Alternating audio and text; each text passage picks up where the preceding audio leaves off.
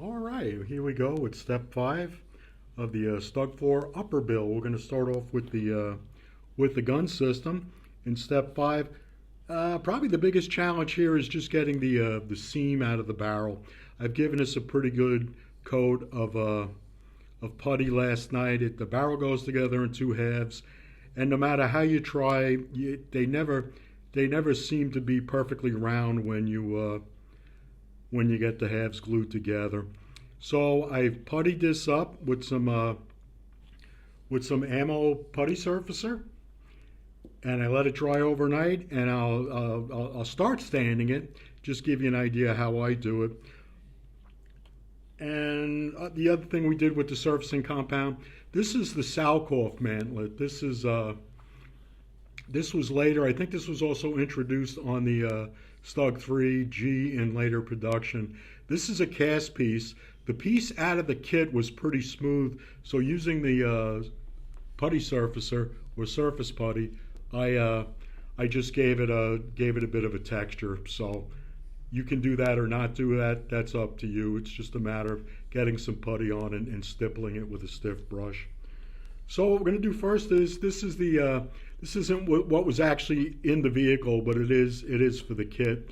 This piece here accepts this, we'll call it a trunnion, and there's no glue involved here.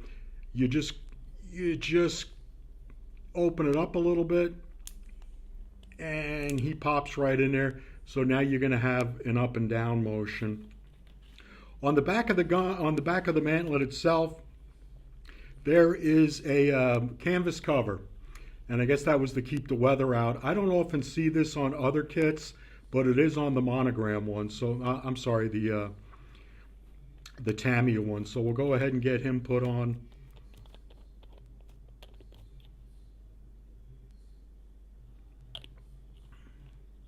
Nothing fancy. He only goes on one way, and we'll just make sure that we've got a good fit there. So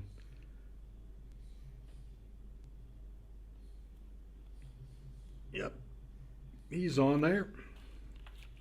And then from here, what we're going to do is we're going to take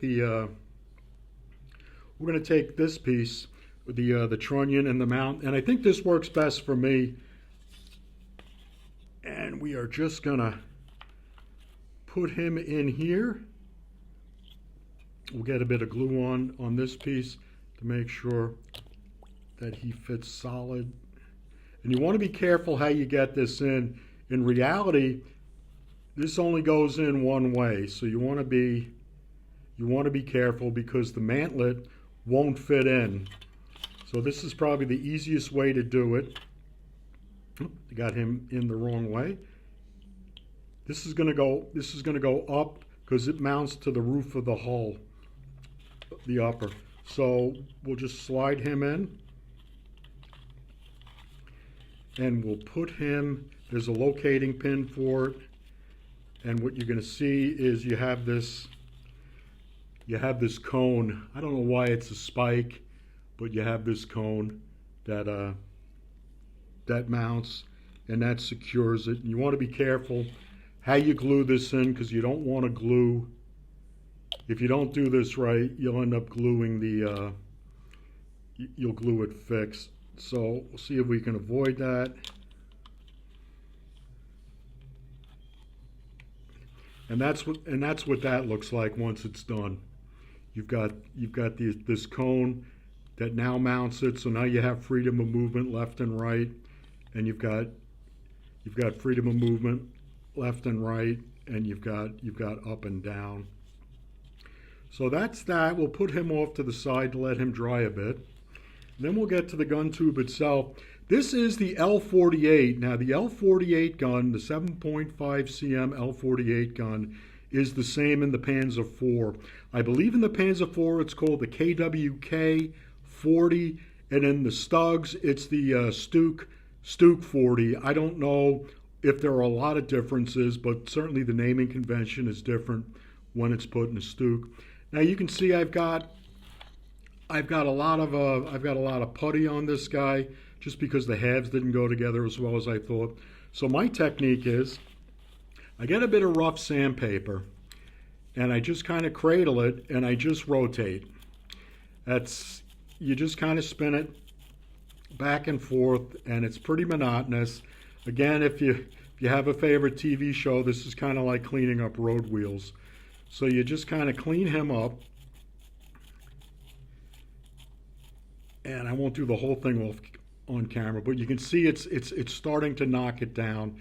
This, you want to stay away from sanding sticks if you can, because you end up, if you're not careful, you end up putting flat spots on what's supposed to be a round gun tube. So for that, you just kind of, you know, a spinning motion, a bit of pressure on the sandpaper. It's even better if you do it in a sink with water. Wet sanding this really makes a difference. It comes off a lot quicker. But you can see we've got it. And yeah, nothing exciting. And for the moment, just to see how it looks, we're not going to mount them.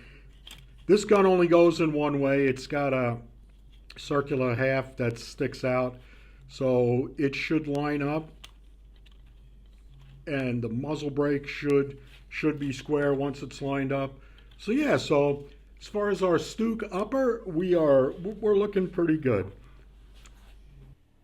Okay, we are going to continue with step 6 here, and this is just placing details that'll help support external equipment or things that protrude from inside the hull, because once you've got it closed up, you won't be able to access this. So what we're going to start with first is the part of the Schertzen system. This helps hang the lower part of the Schertzen. And what you've got is you've got a small piece here, you've got a large tab there that will mount in there. So what we're going to do is we're going to put a little bit of glue in there, and we'll just get these guys mounted. And these guys mount, this is a pretty positive mount here, but once you have these on, you just want to be careful when you're handling the hull not to knock these guys off. In reality, in real life, the Schertzen and the hangers took quite a beating. On some of the later models of the Stug 3, they were actually bolted on, where these just hang. So we've got 4 on the hull itself, and then we're going to mount. And then we're going to mount the rear fenders, and the rear fenders have a mount. And there's actually 5 mount points on the Schertzen. The other one is this piece. The function of this piece is now with just this large triangle up there. And I don't know how that was fixed on in real life, whether that was welded or bolted or how that went. But all right, so we got these guys. And we'll just be careful because we're going to be handling the hull. We don't want to knock these guys out of true. They should be straight out and straight up. So when you're hanging the Schertzen, it's a good hang, and you get full coverage. So the next piece we're going to put on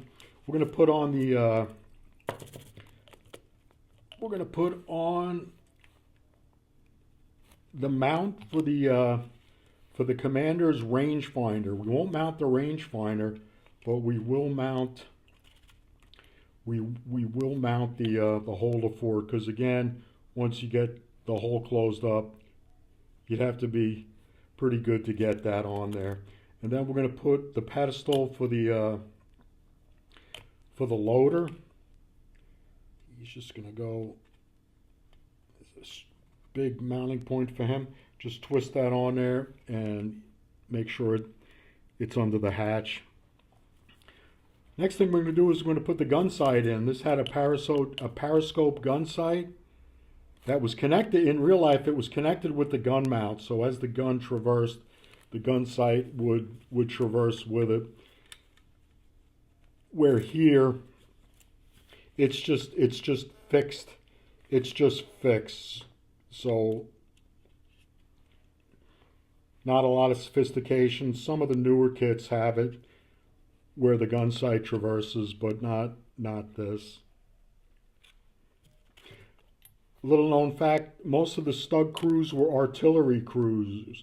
There was a large debate later on in the war where Stugs were actually taking the place of tanks in armored units, but they were still crewed by the Sturm artillery, and that always caused a bit of friction because they weren't under the control of the panzer troops. Now what we're going to do is we've got these rear fenders. We'll get them mounted.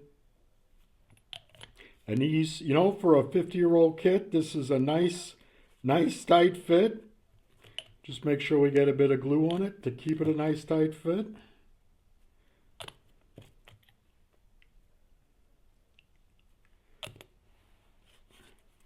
And we'll do the other. And you can hear that click. As a modeler, you always love to hear things click. Now, as I said before, these fenders have shirts and mounts on them too. So we'll just make sure we haven't knocked anybody out of alignment. Everybody's still looking good, and we'll mount these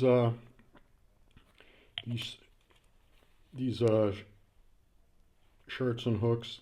And again, same idea. They really, and I've said this a lot, that these really only go on one way. Although at times I've made a few one-way parts go on another way in my life, so it's not always true. But it's a pretty solid fit. Again, the biggest danger is just clipping them by accident. So we'll come around here. But these are a lot easier to put on with the hull in this state. So we'll get him on, and I've got the hull upside down at the moment, so I've got that gun sight protruding, so I'm just going to check him and give everything a once over. So really this is step 6, and we are moving right along. It's a pretty quick build, not a lot of parts. The parts you do get fit well, really all you can ask. This guy got a little loose. And I just want to check on that gun sight.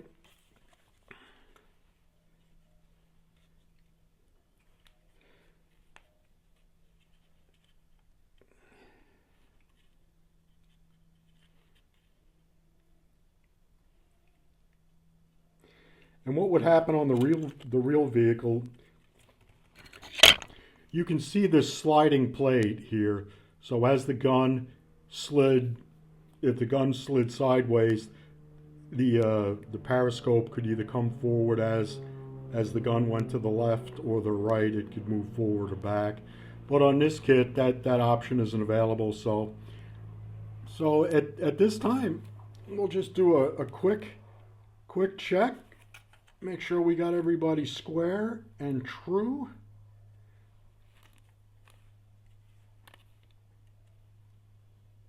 Everybody's on. Yeah, I'm seeing just a little tweaking, and we'll let this set up. But making progress, moving right along, and just for a bit of morale building, we'll just slide it on top of the hull, just so we can just kind of appreciate our progress.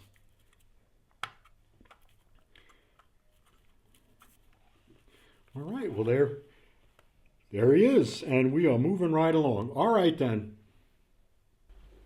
All right, we are going to continue with the upper hull build. We've got some tools we're going to put on these. I'm going to start with the crank handle for the inertial starter. And we'll just get some glue on him. Now, when I was doing this, I had to dry fit these just to make sure that I understood how they fit. And it was a bit odd, but I think I got it to make sense. Normally, Tamiya's instructions are excellent, and you never have any kind of guessing. So we'll put the hatchet on there. So I think I've got it right. And I've cleaned these up to the best of my ability, and really, however much you clean up parts, that really is up to the modeler. I mean, It depends. Cleaning up parts is tedious, and at the end of the day, you just want to get something built. So, how if you're happy with how they cleaned up, just go ahead and use them. I There was a guy a long time ago, Fine Scale Modeler, when I lived in the States. Excellent publication, and I'm an old 111 guy, and they had this guy who did a build on the 111, and the F111 has these two big wheels for the landing gear. And this guy spent 50 hours on the landing gear, and that was just the landing gear. And I thought, I don't have life's too short for that, at least for me. So everybody has their limit. And this is where I got a little bit confusion. I think I understand how this goes on now. It's just, like I said, it just didn't seem to line up. So we'll get him in there, and we'll get a bit of glue going.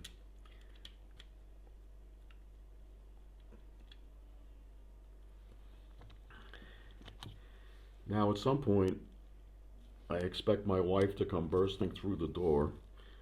She's getting ready for Guy Fawkes.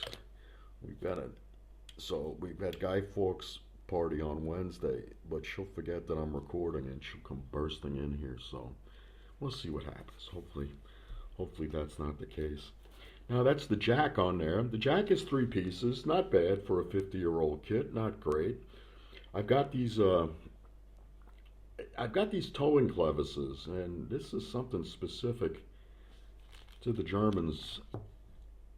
I don't understand all this, because you have these clevises, you've got hooks, you've got levers, and you still have to use a towing clevis for some reason, and I just don't always understand the systems. But I'm just going to glue these two in place,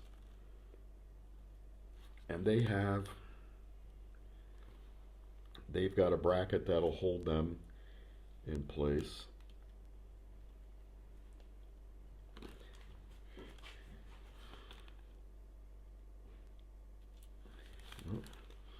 All right, let's see. Let's see what kind of embarrassment I can get here with this. Now, getting back to the guy who spent 50 hours on those wheels, I gotta tell you, as a 111 guy, it looked great. There was no doubting how they looked, but it just seemed like a lot of work. And speaking of work, this guy's gonna make me work. I'm gonna try to make myself look better in the edit. We'll see what happens here, because this should not be this hard. But I think it's gonna be. So we'll just go with more glue. See if the old adage, more glue makes it better. But we'll see what happens. So I'm gonna let these guys set, and I'm sure they're gonna devise a way to torment me. So I'm gonna let those guys set, and we're gonna move on to a bit. So I've got the I think this is called, I don't think this is the No-Tech light. This is an earlier headlight with a filter on it for nights. The No-Tech light was something different. I'm not sure what type of light that is, but it's pretty common on German vehicles along with the No-Tech. I don't think there's a No-Tech with this. Then I'm going to spin around to the other side. Make sure he's in view. I think we got him in view. And we are going to start putting on the fire extinguisher. Now on this side of the vehicle, this is all pretty straightforward. These guys all seem to go where they're supposed to go. I'm not sure if it was me just having a day, or Tamiya just I don't know. So we'll see. Get this guy again, and he's got pins, and he pops right in there. All right, another guy didn't read the script. He's got pins. Took out that light. He's got pins. He's got it.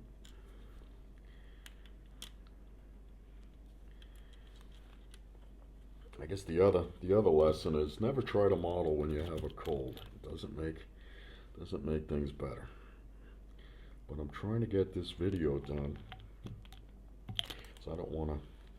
Just want to get this project into paint, because that's where for me that's where the fun is. That's where the fun is the painting and the weathering, and you can really put your mark on the kit when it comes to painting and weathering.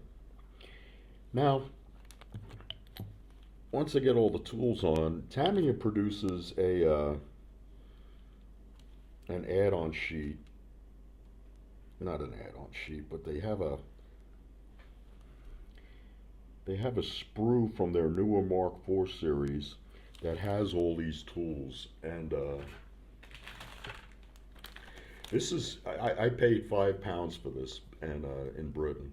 This is a great upgrade set. So if you want to upgrade the tools on some older kits, this is the way to go. Really, it's specifically for Mark IV hulls, but the tools are pretty much universal for really all the German stuff. At least the Panzer III, IV.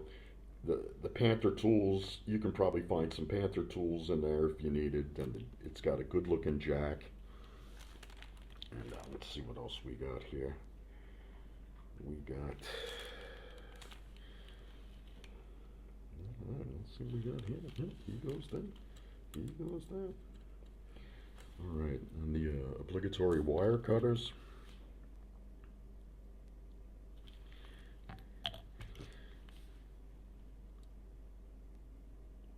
He's down there. When we get around to painting, I can talk about the wire cutters, some common mistakes people make with the wire cutters as far as the handle. They're not actually metal, there's some sort of Bakelite. Let me clean him up all right. So when you see them orange, it really is the color. And again, when we get to that, here's another wrench. I assume that this wrench has something to do with track tensioning, and there's a bigger wrench for that. Alright, so what do we got here? I'm gonna try, let's see if we can get this guy. Let's see if we can get these, let's see if we can get these.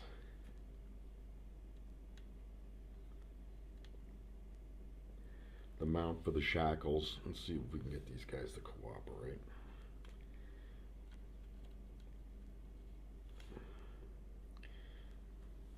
I tell you, cooperation lately has been in short supply.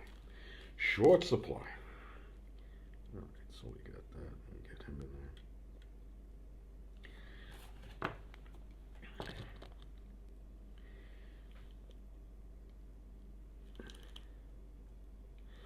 One of the things, if you're new to modeling, you're going to learn a lot of patience, and sometimes it's best if you just walk away for a little bit instead of trying to force stuff, because a lot of times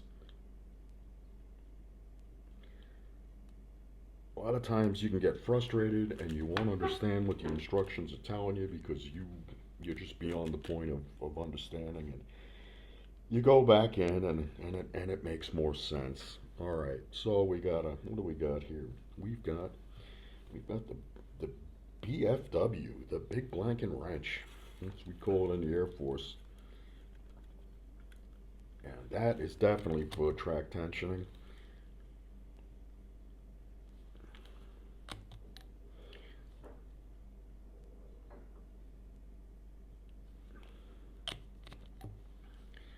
Just making sure.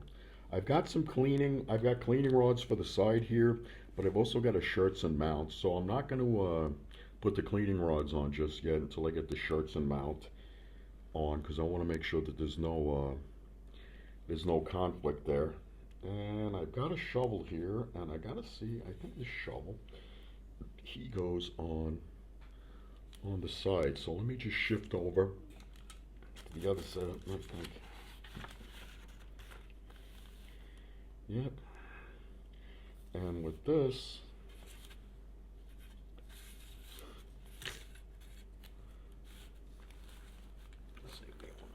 Make sure we got him in frame.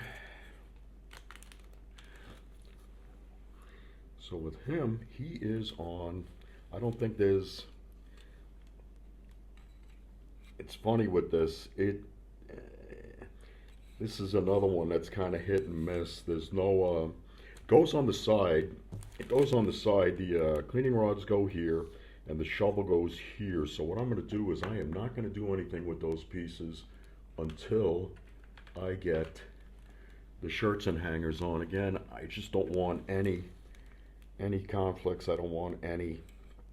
So that'll be part of the shirts and step, is getting those guys on.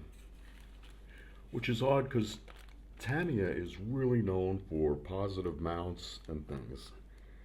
And, you know, Tamiya engineering is, you can't beat it. All right. So what I want to do now is we'll start on the hatches. And we'll build up the hatches. I did a lot of cleanup on the hatches. There was some knockout holes, and I filled those up with some putty, and hopefully you can see that. Where is he? Where? Gosh, I can't do anything anymore. Okay, there it is. Oop.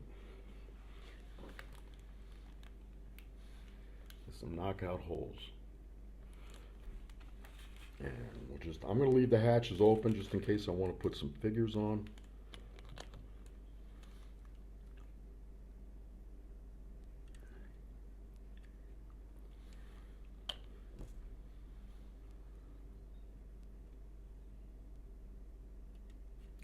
And there is a bump stop on this hatch, so it only opens up so far.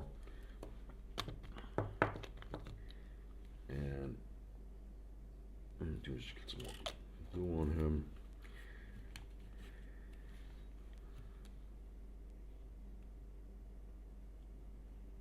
Alright, we got some glue on. Let's see if he's going to cooperate. You're going to cooperate. You're going to cooperate.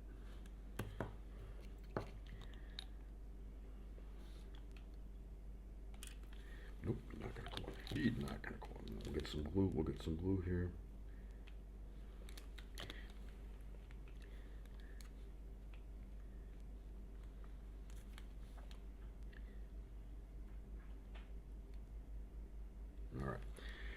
He looks like he's gonna cooperate. Is he in? Yeah. Alright.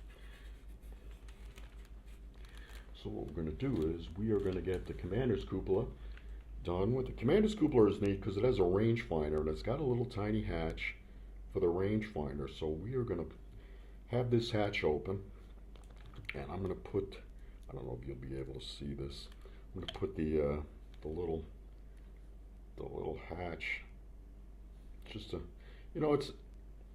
it's that's what it looks like. It's kind of a neat feature in this kit, for something that's 50 years old. The detail is pretty good, and I looked at some references, and the hatch goes back. The hatch goes back, I call it a 45-degree angle. See what we can do here, see what kind of damage we can do.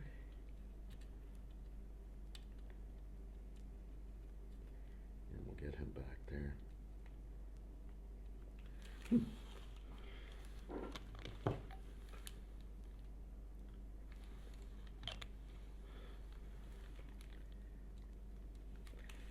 see, I may have to pick him up and use a little bit of brute force and ignorance here just to get him slid in there.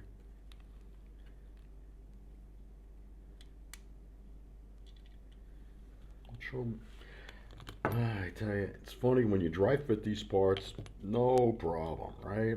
When you got to do it for record or you got to do it for the camera, everything seems to go south. So let's see what we got here. We'll put him on there. All right, let me just adjust this guy because he got cockeyed. He's actually gonna hang down a little bit. So we'll get him in there. We'll use a certain amount of glue. I just knocked something off. I think I knocked. Oh, it's gonna be one of those days. It's gonna be one of those days. Oops, now that's all falling apart.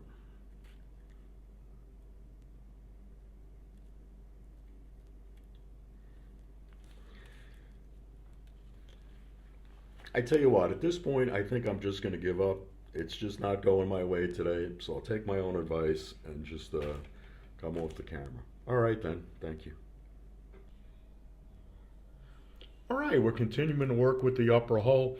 I did a number of things offline that I'm just going to go over, and the next video we'll be starting in on the side skirts, the shirts. And what I started off with, I'll start here in the front.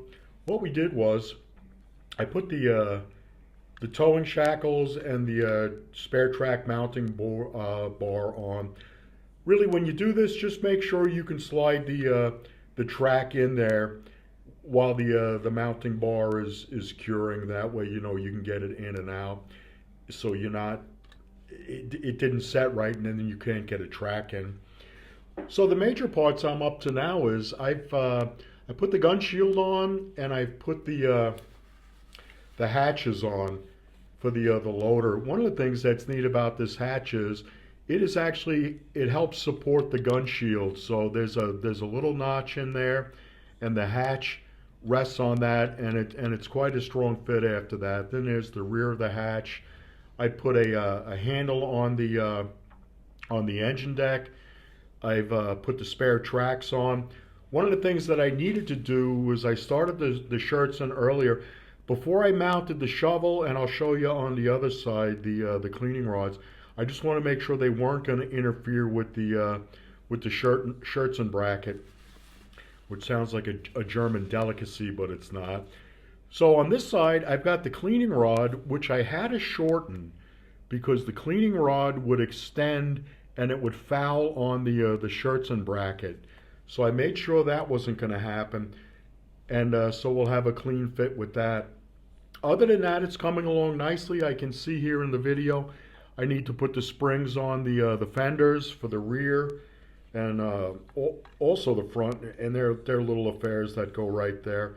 But for the most part, we're moving right along. And once I get the side skirts on, I will be able to start the painting process. And again, what we're going to do is we're going to paint in dark yellow, the standard for late war German armor, and then we're going to hand paint the camo scheme on it. And I've had a lot of luck with hand painting a hard edge camo scheme, so I imagine it won't be an issue with this. All right, we'll see you guys in the next video. Thanks for tuning in.